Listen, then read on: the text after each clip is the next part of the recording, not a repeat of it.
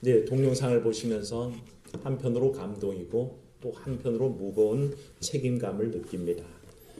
동영상에 나와 있었지만 100년 전 이 땅에 우리 한국 기독교 인구는 인구의 1.3%에 불과했습니다. 그럼에도 온 나라의 위기 상황 속에 만세운동을 주도해낼 만큼 능력이 있었습니다.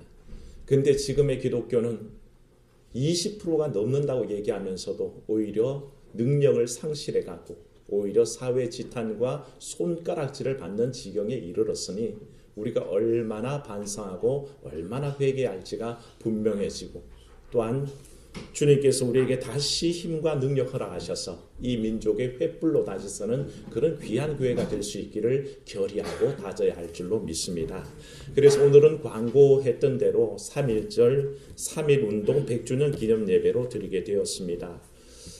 3.1운동 기념 예배가 드려진 것은 1969년도 3월달 2일에 주일 아침에 처음 연세대학교 정문 앞에 있는 창천교회에서 3.1운동 50주년 기념으로 처음 예배가 드려졌습니다.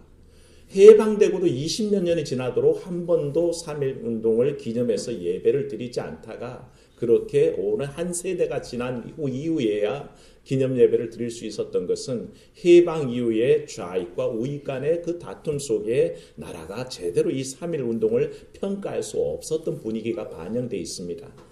그 이후에 계속해서 이 3.1운동을 기념 예배로 드리는 것이 한국교회 전통이 되었고 그래서 예배 순서에 들어가 있는 것들이 애국가를 제창하고 또 뭡니까? 독립선언문을 낭독하고 또 대한독립 만세를 외치는 그런 전통이 그때 수립됐습니다. 오늘 예배 중에도 여러분들이 보시면 아시겠지만 찬송가들이 다 우리 일제치하일 때 불려졌던 찬송들이고 이 찬송들이 그 내용 때문에 일제 검열에 걸려서 다 금지곡으로 한동안 사라져 있던 곡들입니다.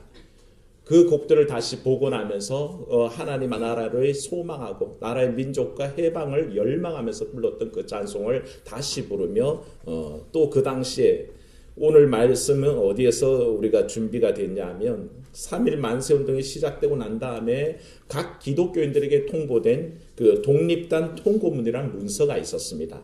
그 문서의 내용을 보면 일종의 행동강령 같은데 이런 내용을 담고 있습니다.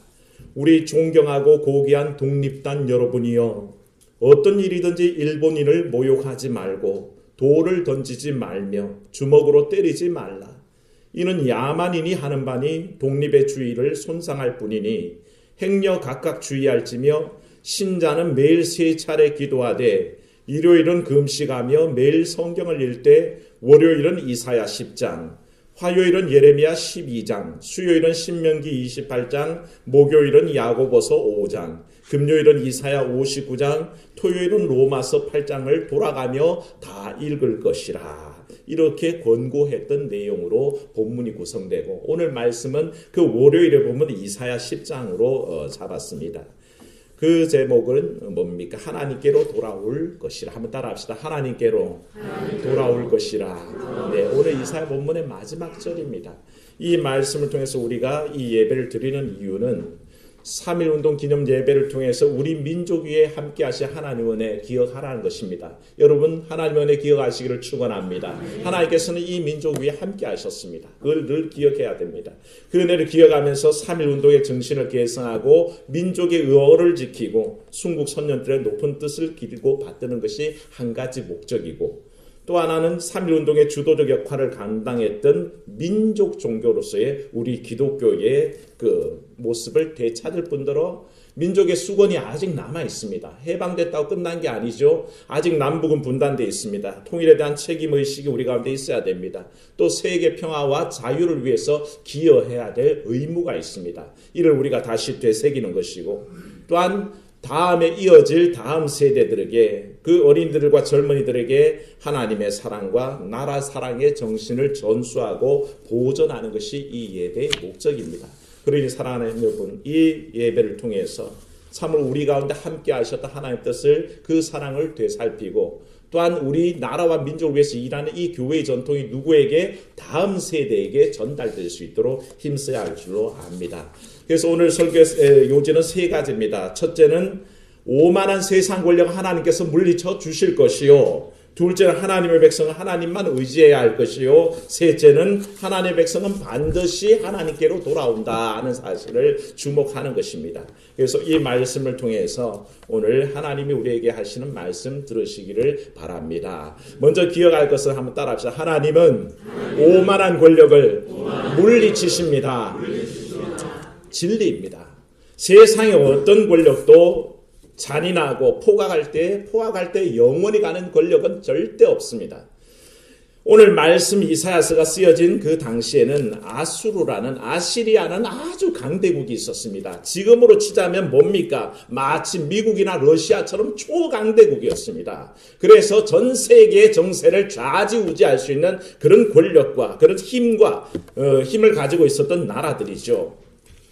그 당시에 온 세계를 정복해 나가면서 그들이 교만하게 외쳤던 얘기가 오늘 말씀 속에 나와 있습니다. 뭐냐면 그 12절 말씀에 나와 있는 대로 그 눈이 자랑하고 자기를 스스로 높이는 일들이 있었습니다. 그 말을 한번 주목해 보십시오. 13절 말인데 아수르 왕이 스스로 교만하여 이렇게 얘기합니다. 나는 내 손의 힘과 내 지혜로 이 일을 행하였나니 뭡니까? 전 세계를 통일해 가고 있다는 겁니다. 더 전 세계를 다 장악하고 있다는 겁니다. 자기 힘과 자기 지혜를 이 일을 행했는데 나는 총명한 자라.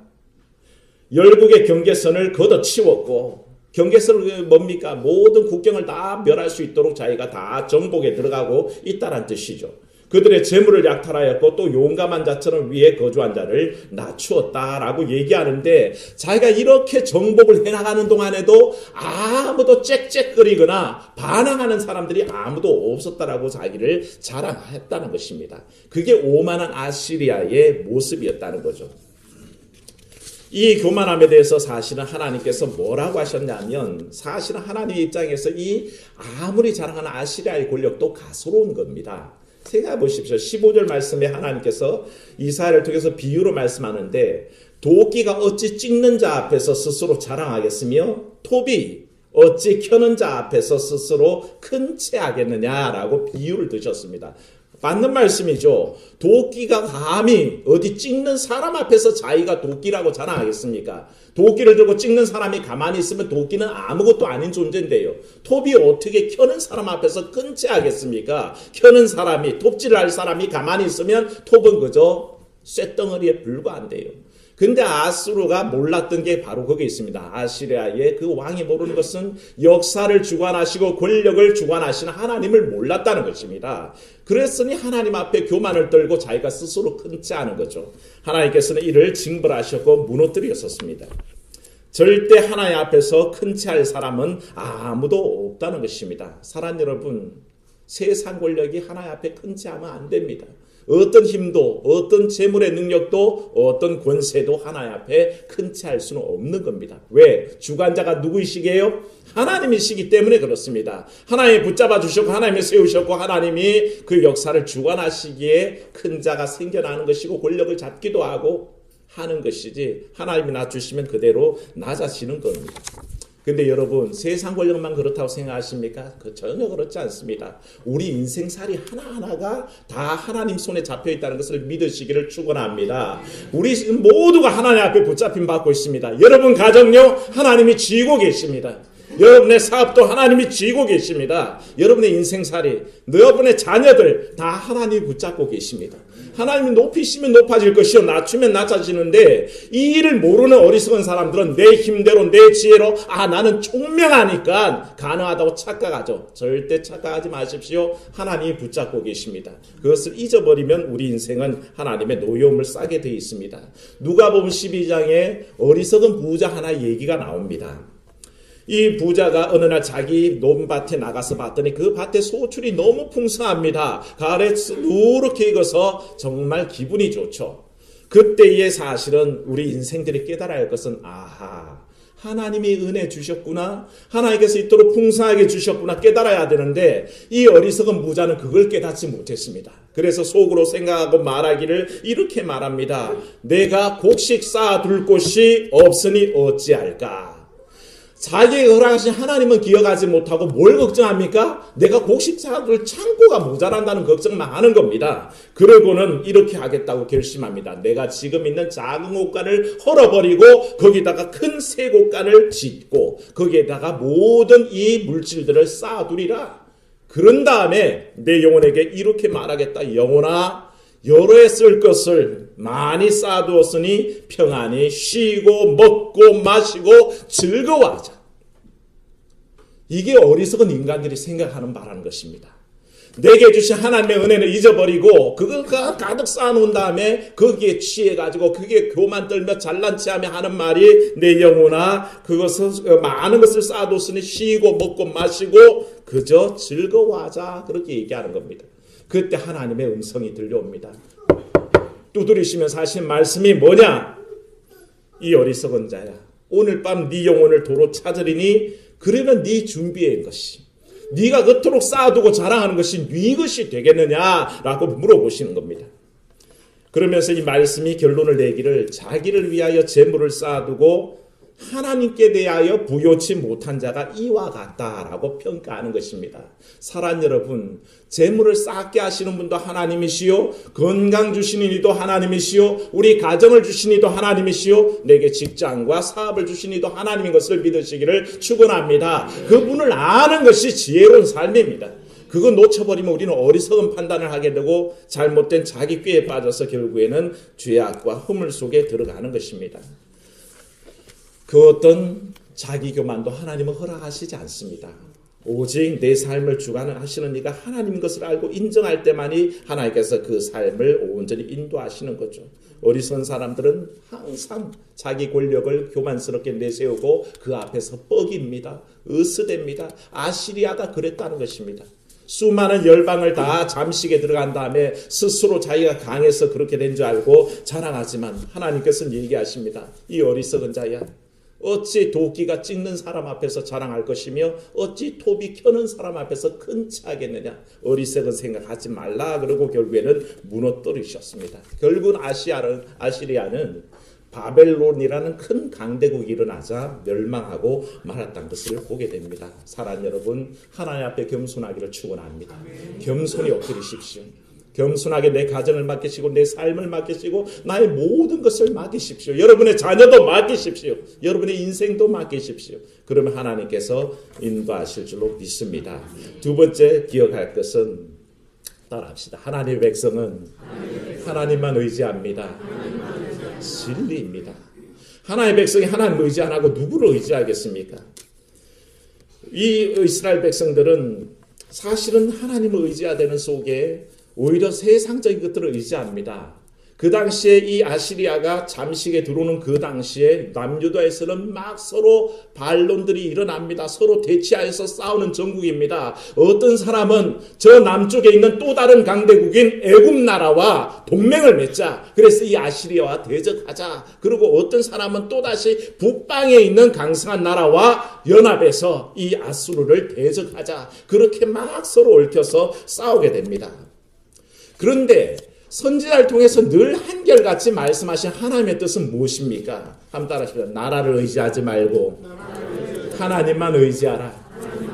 이게 하나님의 초지일관된 뜻이었습니다. 사람 의지하지 말고 하나님만 의지해라. 그렇게 말씀하시는데도 이 나라가 전쟁 가운데 늘 의지했던 것은 나는 남애굽을 의지할 것이냐, 나는 북방 왕국을 의지할 것이냐, 그걸 가지고 나라 내에서는 서로 다투고 싸웠던 것을 보게 됩니다.